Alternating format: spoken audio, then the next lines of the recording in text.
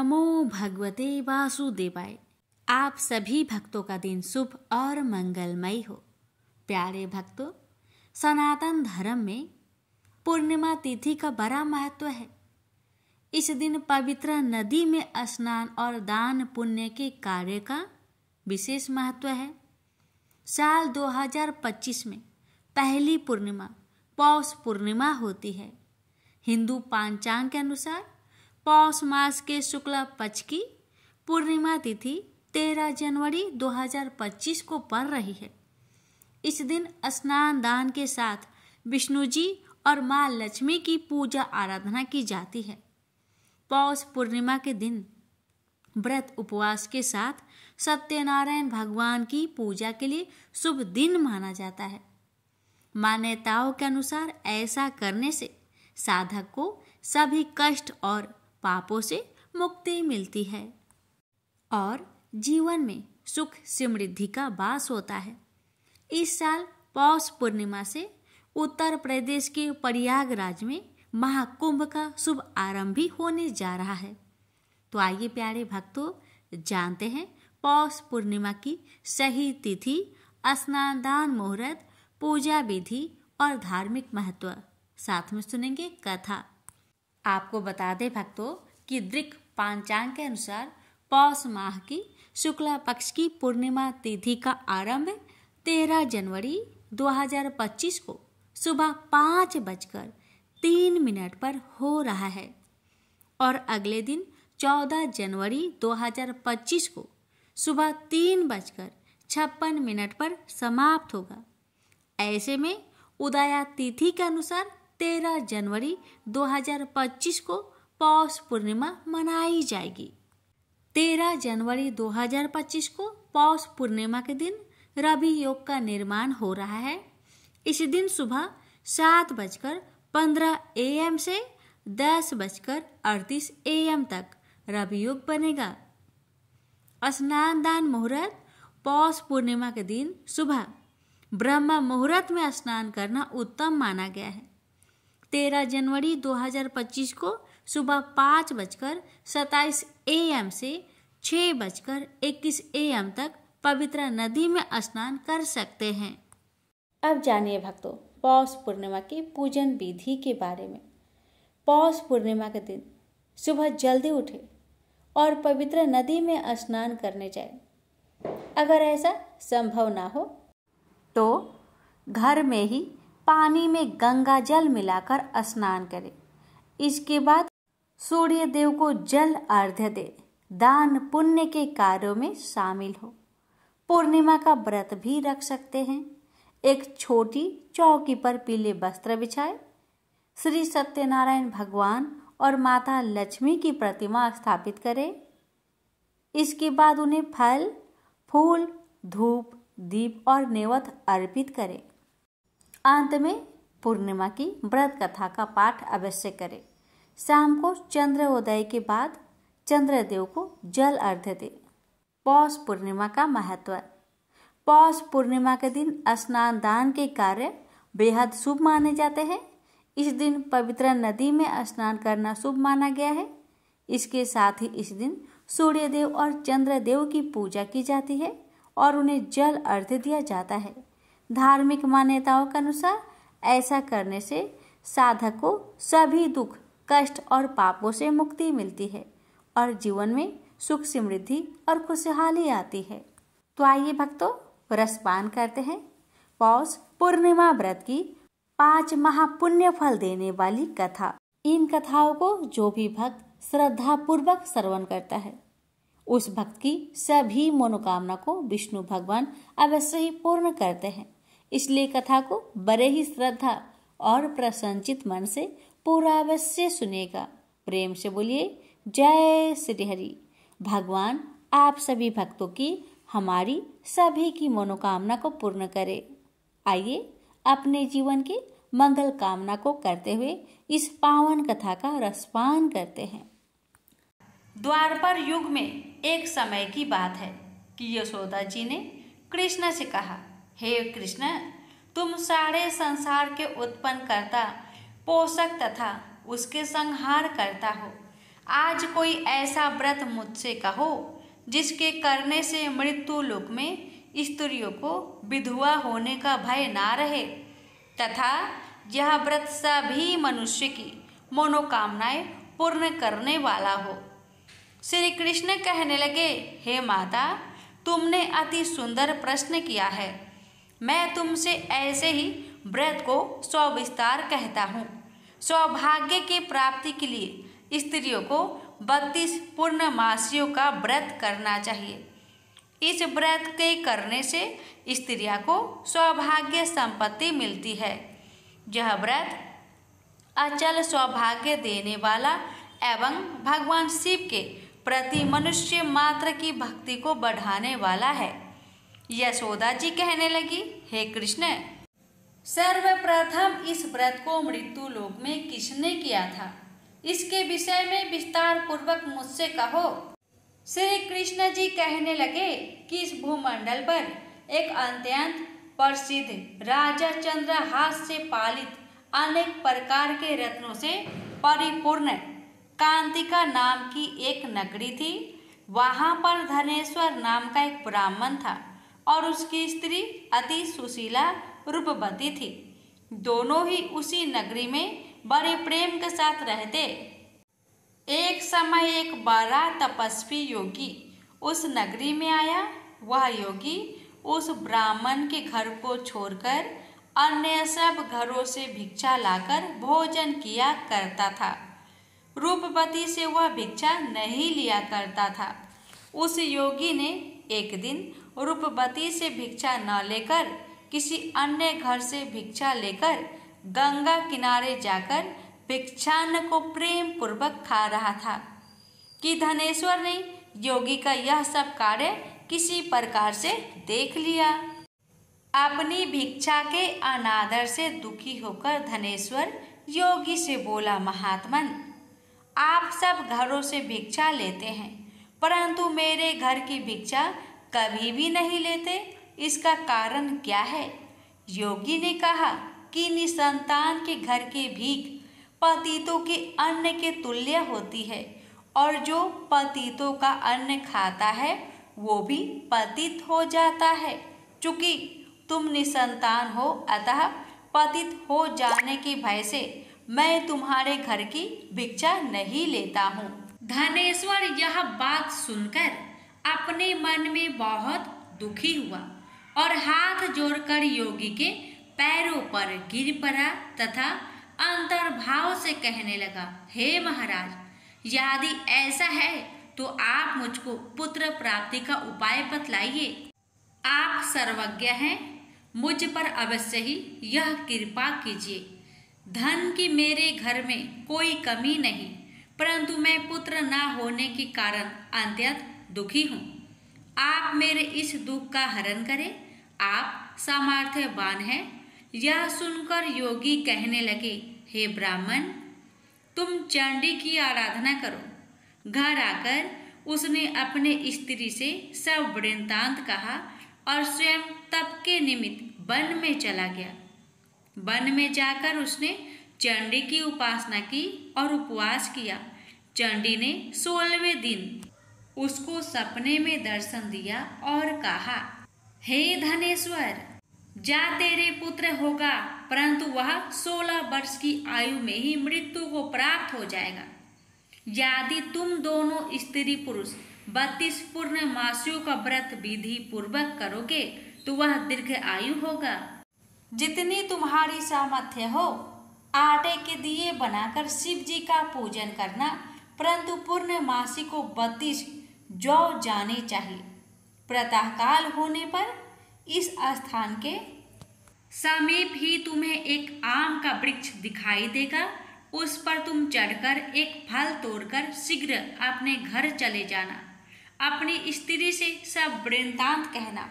ऋतु स्नान के पश्चात स्वच्छ होकर शंकर जी का ध्यान करके उस फल को खा लेगी। तब शंकर भगवान की कृपा से उसको गर्भ हो जाएगा। जब वह ब्राह्मण प्रातःकाल उठा तो उसने उस स्थान के पास ही एक आम का वृक्ष देखा जिस पर एक अत्यंत सुंदर आम का फल लगा हुआ था।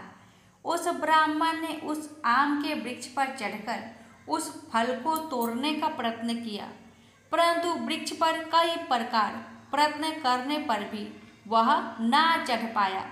तब तो उस ब्राह्मण को बहुत चिंता हुई और विघ्न विनाशक गणेश जी की वंदना करने लगा। हे दयानिधे, अपने भक्त के विघ्नों का नाश करके उनके मंगल कार्य को करने वाले, दुष्टों का नाश करने वाले, रिद्धि सिद्धि के देने वाले, आप मुझ पर कृपा करके इतना बल दे कि मैं अपने मनोरथ को पूर्ण कर सकूं। इस प्रकार श्री गणेश जी की प्रार्थना करने पर उनकी कृपा से धनेश्वर वृक्ष पर चढ़ गया और उसने एक अति सुंदर आम का फल देखा। उसने विचार किया कि जो वरदान से फल मिला था वह यह है और कोई फल दिखाई नहीं देता। उस धनेश्वर ब्राह्मण ने जल्दी से उस फल को तोड़कर अपनी स्त्री को लाकर दिया और उसकी स्त्री ने अपने पति के कथन अनुसार उस फल को खा लिया और वह गर्भवती हो गई। देवी जी की असीम कृपा से उसे एक अत्यंत सुंदर पुत्र उत्पन्न हुआ, जिसका नाम उन्होंने देवी दास रखा। माता पिता के हर्ष और शोक के साथ वह बालक शुक्ल पक्ष के चंद्रमा की भांति अपने पिता के घर में बढ़ने लगा। भवानी की कृपा से वह बालक बहुत ही सुंदर, सुशील और विद्या पढ़ने में बहुत ही निपुण हो गया। दुर्गा जी की आज्ञा अनुसार उसकी माता ने 32 पूर्णमासी का व्रत रखना प्रारंभ कर दिया था, जिससे उसका पुत्र बड़ी आयु वाला हो जाए। 16वां वर्ष लगते ही देवी दास के माता पिता को बड़ी चिंता हो गई कि कहीं उनके पुत्र की इस वर्ष मृत्यु ना हो जाए। इसलिए उन्होंने अपने मन में विचार किया कि यदि यह दुर्घटना उनके सामने हो गई तो वे कैसे सहन कर सकेंगे। अस्तु उन्होंने देवी दास के मामा को बुलाया और कहा कि हमारी इच्छा है कि देवी दास 1 वर्ष तक काशी में जाकर विद्या अध्ययन करे और उसको अकेला भी नहीं छोड़ना चाहिए। इसलिए साथ में तुम चले जाओ और 1 वर्ष के पश्चात इसको वापस लौटा लाना। सब प्रबंध करके उसके माता पिता ने काशी जाने के लिए देवी दास को एक घोड़े पर बैठाकर उसके मामा को उसके साथ कर दिया, किंतु यह बात उसके मामा या किसी और से नहीं कही। धनेश्वर ने सपत्नीक अपने पुत्र की मंगल कामना तथा दीर्घ आयु के लिए भगवती दुर्गा की आराधना और पूर्णमासियों का व्रत करना आरंभ कर दिया। इस प्रकार बराबर 32 पूर्णमासी का व्रत पूरा किया। कुछ समय पश्चात एक दिन वह दोनों मामा और भांजा मार्ग में रात्रि बिताने के लिए किसी ग्राम में ठहरे हुए थे। उस दिन उस गांव में एक ब्राह्मण की अत्यंत सुंदरी, सुशीला, विदुषी और गुणवती कन्या का विवाह होने वाला था। जिस धर्मशाला के अंदर वर और उसकी बारात ठहरी हुई थी, उस धर्मशाला में देवीदास और उसके मामा भी ठहरे हुए थे। संयोगवश कन्या को तेल आदि चढ़ाकर मंडप आदि का कृत्य किया गया तो लगन के समय वर को धनुर्वात हो गया। अस्तु वर के पिता ने अपने कुटुंबियों से परामर्श करके निश्चय किया कि यह देवीदास मेरा पुत्र जैसा ही सुंदर है, मैं इसके साथ ही लगन करा दूं और बाद में विवाह के अन्य कार्य मेरे लड़के के साथ हो जाएंगे। ऐसा सोचकर देवीदास के मामा से जाकर बोला कि तुम थोड़ी देर के लिए अपने भांजे को हमें दे दो, जिससे विवाह के लग्न का सब कृत्य सुचारू रूप से हो सके। तब उसका मामा कहने लगा कि जो कुछ भी मधुपर्क आदि कन्यादान के समय वर को मिले वह सब हमें दिया जाए तो मेरा भांजा इस बारात का दूल्हा बन जाएगा। यह बात वर के पिता ने स्वीकार कर लेने पर उसने अपना भांजा वर बनने को भेज दिया। और उसके साथ सब विवाह कार्य रात्रि में विधि पूर्वक संपन्न हो गया। पत्नी के साथ वह भोजन न कर सका और अपने मन में सोचने लगा कि न जाने यह किसी स्त्री होगी। वह एकांत में इसी सोच में गरम निश्वास छोड़ने लगा तथा उसकी आंखों में आंसू भी आ गया। तब वधू ने पूछा कि क्या बात है, आप इतने उदासीन व दुखी क्यों हो रहे हैं? तब उसने सब बातें जो वर के पिता व उसके मामा में हुई थी उसको बतला दी। तब कन्या कहने लगी कि यह ब्रह्म विवाह के विपरीत हो कैसे सकता है? हे देव, ब्राह्मण और अग्नि के सामने मैंने आपको ही अपना पति बनाया है, इसलिए आप ही मेरे पति हैं। मैं आपकी ही पत्नी रहूंगी, किसी अन्य की कदापि नहीं। तब देवी दास ने कहा, ऐसा मत करिए, क्योंकि मेरी आयु बहुत थोड़ी है। मेरे पश्चात आपकी क्या गति होगी, इन बातों को अच्छी तरह विचार लो। परंतु वह दृढ़ विचार वाली थी, बोली कि जो आपकी गति होगी वही मेरी गति होगी। हे स्वामी, आप उठिए और भोजन करिए, आप निश्चय ही भूखे होंगे। इसके बाद देवीदास और उसकी पत्नी दोनों ने भोजन किया तथा शेष रात्रि वे सोते रहे। प्रातःकाल देवीदास ने अपनी पत्नी को 3 नगों से जड़ी हुई एक अंगूठी दी, एक रुमाल दिया और बोला, हे प्रिय, इसे लो और संकेत समझकर स्थिर चित हो जाओ। मेरा मरण और जीवन जानने के लिए एक पुष्प वाटिका बना लो, उसमें सुगंधी वाली एक नौ मल्लिका लगा लो, उसको प्रतिदिन जल से सींचा करो और आनंद के साथ खेलो कूदो तथा उत्सव मनाओ। जिस समय और जिस दिन मेरा प्रांत होगा ये फूल सूख जाएंगे, और जब ये फिर हरे हो जाए तो जान लेना कि मैं जीवित हूँ। यह बात निश्चय करके समझ लेना, इसमें कोई संचय नहीं है। यह समझाकर वह चला गया। प्रातःकाल होते ही वहां पर गाजे बाजे बजने लगे, और जिस समय विवाह के कार्य समाप्त करने के लिए वर तथा सब बाराती मंडप में आए तो कन्या ने वर को भली प्रकार से देखकर अपने पिता से कहा, यह मेरा पति नहीं है। मेरा पति वही है जिसके साथ रात्रि में मेरा पानी ग्रहण हुआ था। इसके साथ मेरा विवाह नहीं हुआ है। यदि यह वही है तो बताए कि मैंने इसको क्या किया। मधुपर्क और कन्यादान के समय जो मैंने भूषण आदि दिए थे उन्हें दिखाए, तथा रात में मैंने क्या गुप्त बातें कही थी वह सब सुनाए। पिता ने उसके कथन अनुसार वर को बुलाया।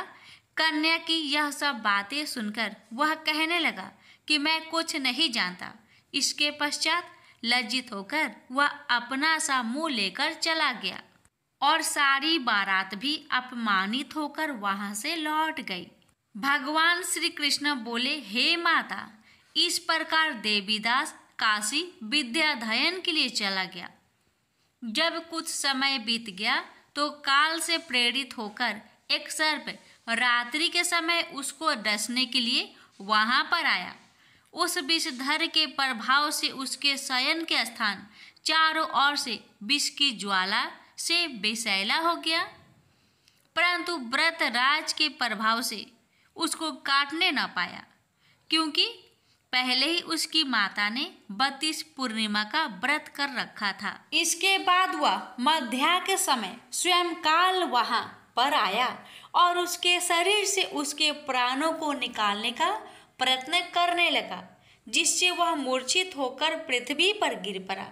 भगवान की कृपा से उसी समय पार्वती जी के साथ श्री शंकर जी वहां पर आ गए।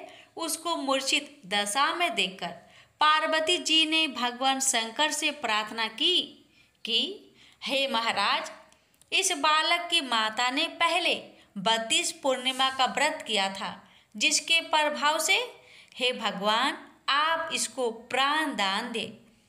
भवानी के कहने पर भक्त वत्सल भगवान श्री शिव जी ने उसको प्राण दान दे दिया। इस व्रत के प्रभाव से काल को भी पीछे हटना पड़ा और देवीदास स्वस्थ होकर बैठ गया। उधर उसकी स्त्री उसके काल की प्रतीक्षा किया करती थी। जब उसने देखा कि उस पुष्प वाटिका में पत्र पुष्प कुछ भी नहीं रहे तो उसको बड़ा आश्चर्य हुआ, और जब वह वैसे ही हरी भरी हो गई तो वह जान गई कि वह जीवित हो गए हैं। यह देखकर वह बहुत प्रसन्न मन से अपने पिता के कहने लगी कि पिताजी, मेरे पति जीवित है, आप उनको ढूंढिए। जब 16वां वर्ष व्यतीत हो गया तो देवीदास भी अपने मामा के साथ काशी से चल दिया।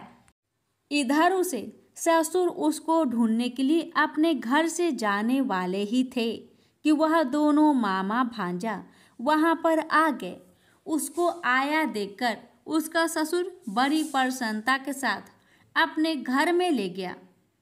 उस समय नगर के निवासी भी वहां इकट्ठे हो गए और सबने निश्चय किया कि अवश्य ही इसी बालक के साथ इस कन्या का विवाह हुआ था। उस बालक को जब कन्या ने देखा तो पहचान लिया और कहा कि ये तो वही है जो संकेत करके गया था। तदुपरांत सभी कहने लगे कि भला हुआ जो यह आ गया, और सब नगरवासियों ने आनंद मनाया। कुछ दिन बाद देवीदास अपनी पत्नी और माता के साथ अपने ससुर के घर से बहुत सा उपहार आदि लेकर अपने घर के लिए प्रस्थान किया। जब वह अपने गांव के निकट आ गया तो कई लोगों ने उसको देखकर उसके माता पिता को पहले ही जाकर खबर दे दी कि तुम्हारा पुत्र देवीदास अपनी पत्नी और मामा के सहित आ रहे हैं। ऐसा समाचार सुनकर पहले तो उन्हें विश्वास ही नहीं हुआ, किंतु जब और लोगों ने भी आकर उनकी बात का समर्थन किया तो उनको बड़ा आश्चर्य हुआ।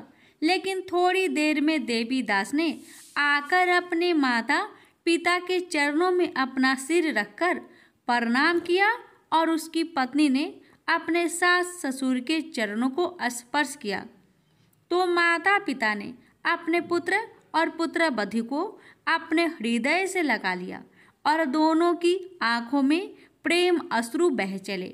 अपने पुत्र और पुत्रवधू के आने की खुशी में धनेश्वर ने बड़ा भारी उत्सव किया और ब्राह्मणों को भी बहुत सी दान दक्षिणा देकर प्रसन्न किया। श्री कृष्ण जी कहने लगे कि इस प्रकार धनेश्वर 32 पूर्णिमाओं की व्रत के प्रभाव से पुत्रवान हो गया। जो भी स्त्रियां इस व्रत को करती है वे जन्म जन्मांतर में वैधव का दुख नहीं भोगती और सदैव सौभाग्यवती रहती है। यह मेरा वचन है, इसमें कोई संदेह नहीं मानना। यह व्रत पुत्र पौत्रों को देने वाला तथा संपूर्ण मनोकामनाओं को पूर्ण करने वाला है। 32 पूर्णिमाओं के व्रत करने से व्रत की सब इच्छाएं भगवान शिव जी की कृपा से पूर्ण हो जाती है। प्रेम से बोलिए हर हर महादेव। अब आइए जानते हैं 32 पूर्णिमा व्रत की पूजन विधि के बारे में। प्राचीन काल की बात है, उज्जैन नगर में तितिक्षु नाम का एक कृषक ब्राह्मण रहता था। उसके परिवार में एक पत्नी, 2 पुत्र तथा एक पुत्री थी। ब्राह्मण बहुत लोभी था।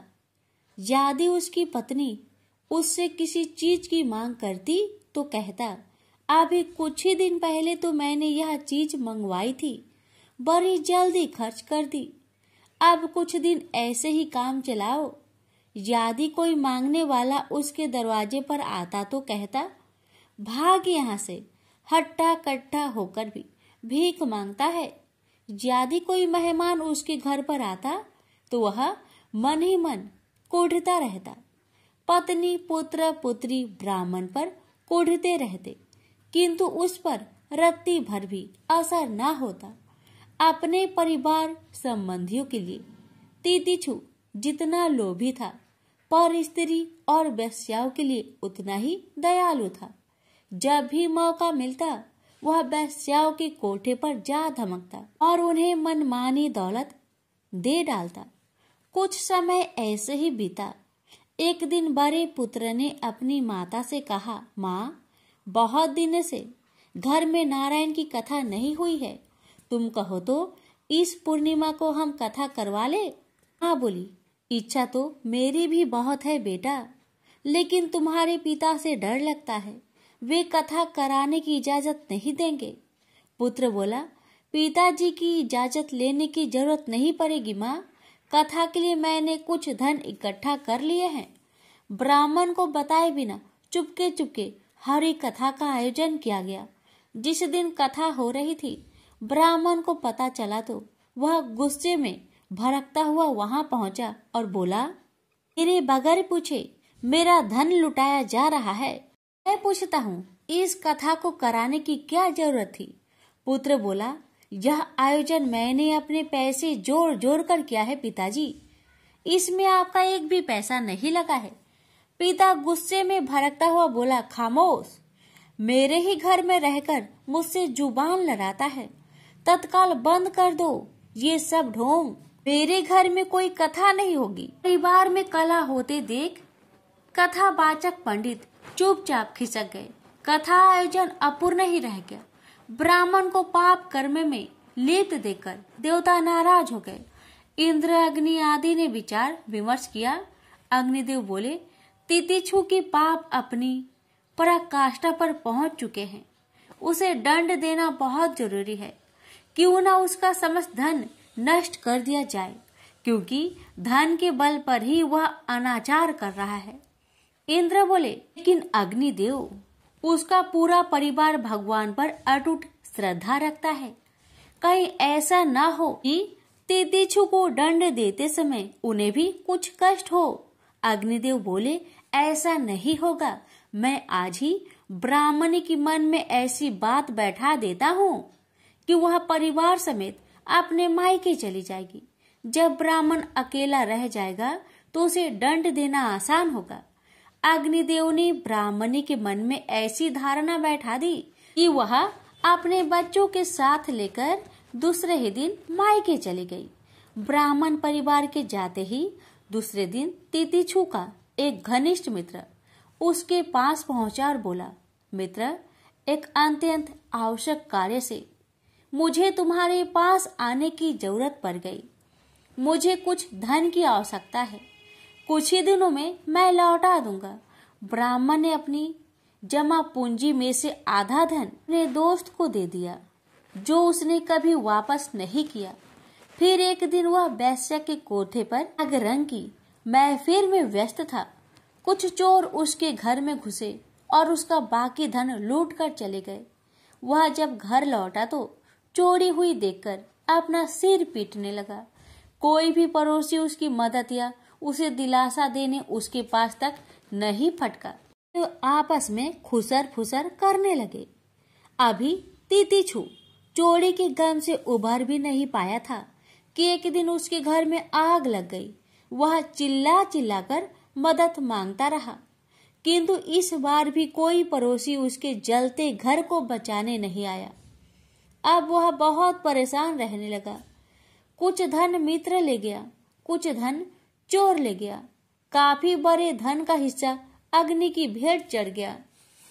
एक दिन राजा के 2 सैनिक उसके पास पहुंचे और बोले, तितिक्षु, तुम पर आरोप है कि तुमने कई साल से राजा का कर नहीं चुकाया है, इसलिए राजा ने तुम्हें दरबार में बुलाया है। सैनिक तितिक्षु को लेकर राज दरबार में पहुंचे।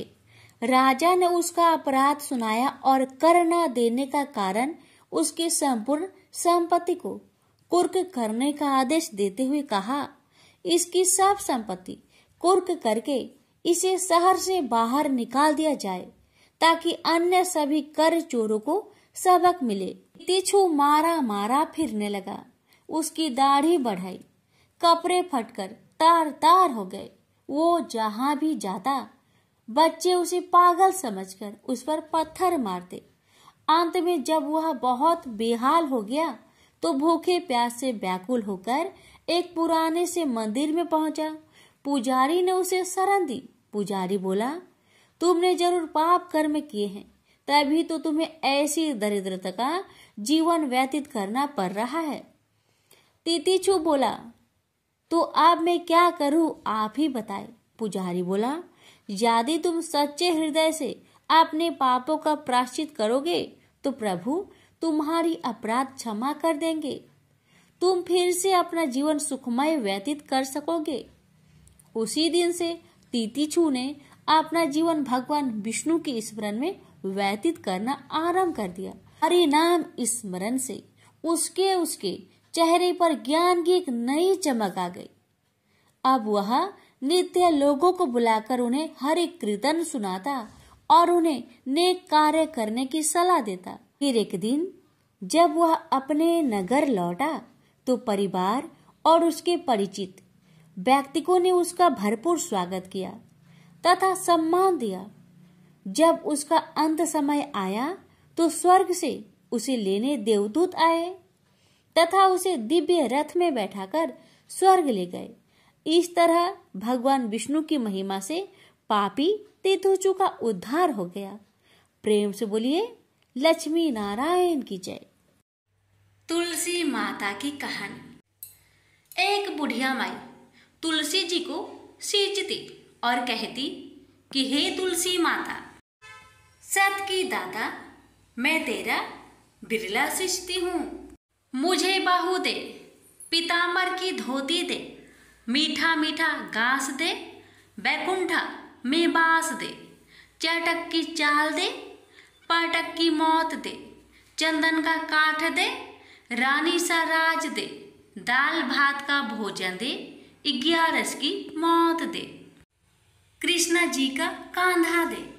तब तुलसी माता यह सुनकर सूखने लगी तो भगवान ने पूछा कि हे तुलसी, तुम क्यों सूख रही हो?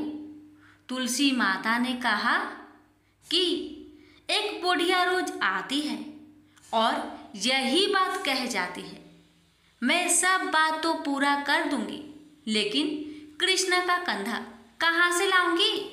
तो भगवान बोले, जब वो मरेगी तो मैं अपने आप ही कंधा देने आऊंगा।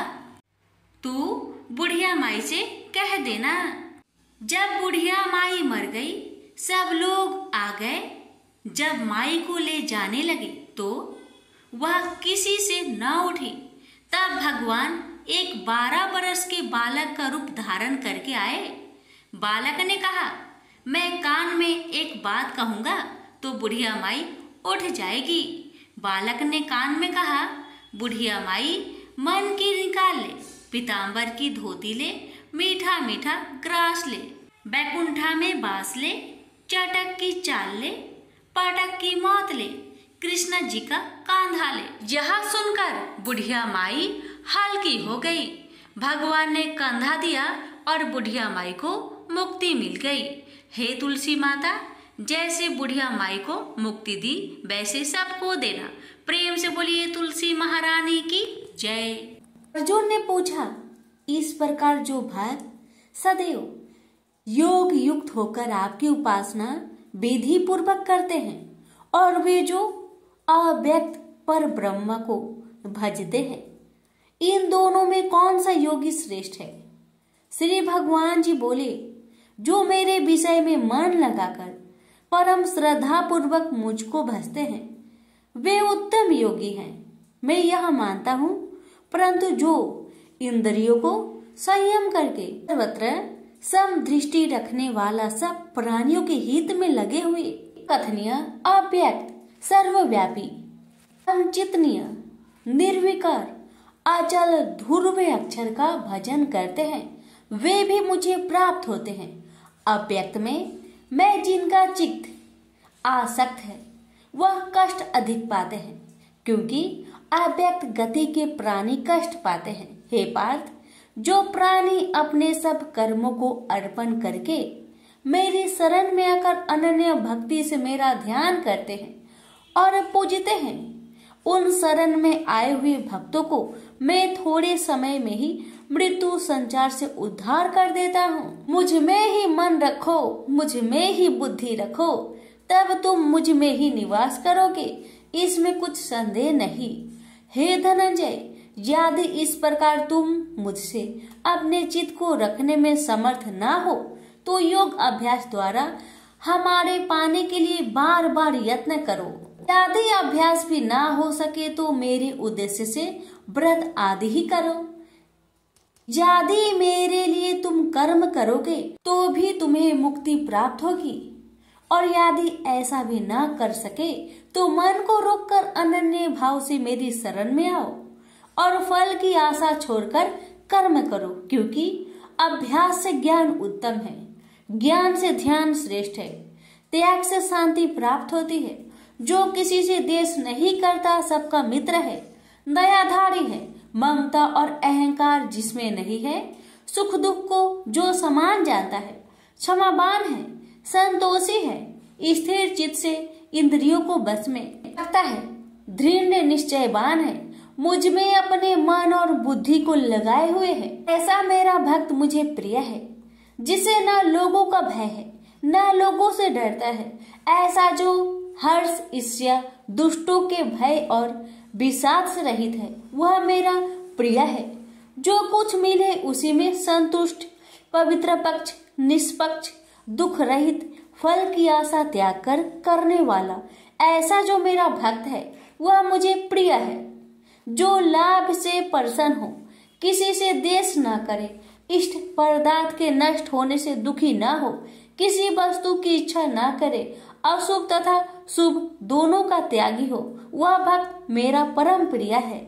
जिसको शत्रु और मित्र, मान और अपमान, सर्दी और गर्मी, सुख तथा दुख समान है, और जो वासनाओं से रहित है, निंदा एवं स्तुति को समान जानता है, जो मुझ में श्रद्धा करके मुझे मानता हुआ इस अमृत के समान कल्याणकारक धर्म का आचरण मेरे उपदेश अनुसार करते हैं, वे मुझे अत्यंत प्रिय है।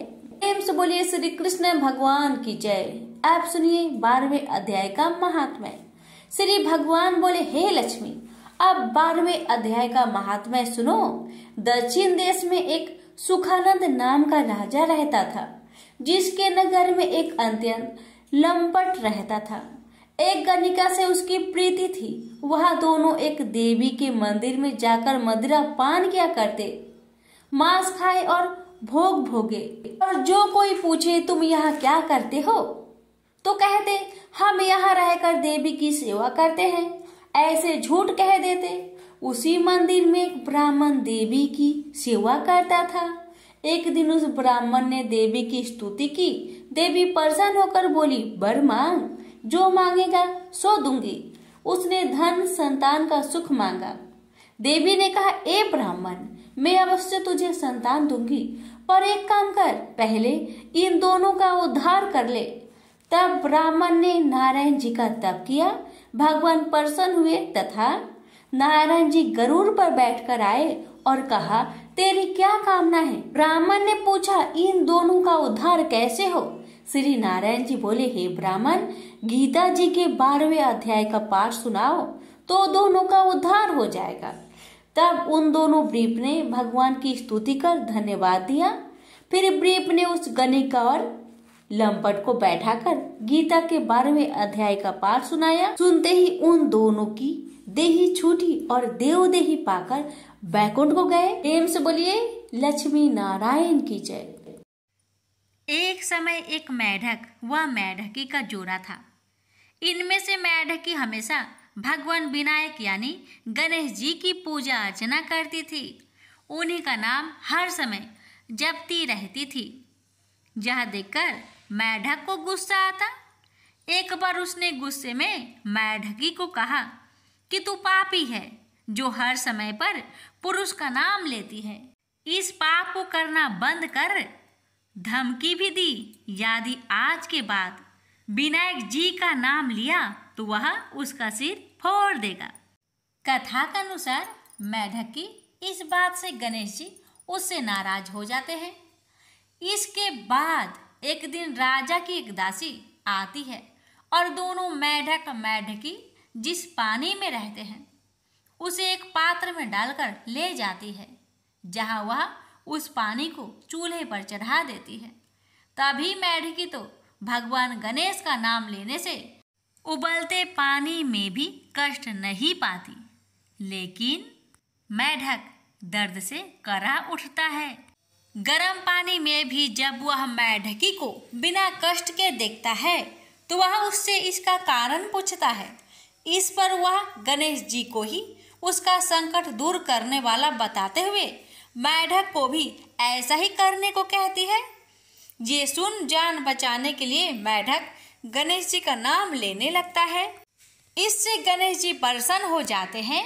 कुछ देर में ही दो सांड लड़ते हुए वहां पहुंचते हैं और चूल्हे पर चढ़े पानी के पात्र को गिरा देते हैं, जिससे मेढक व मेढकी दोनों उस संकट से मुक्त होकर नदी की पाल में गिर जाते हैं।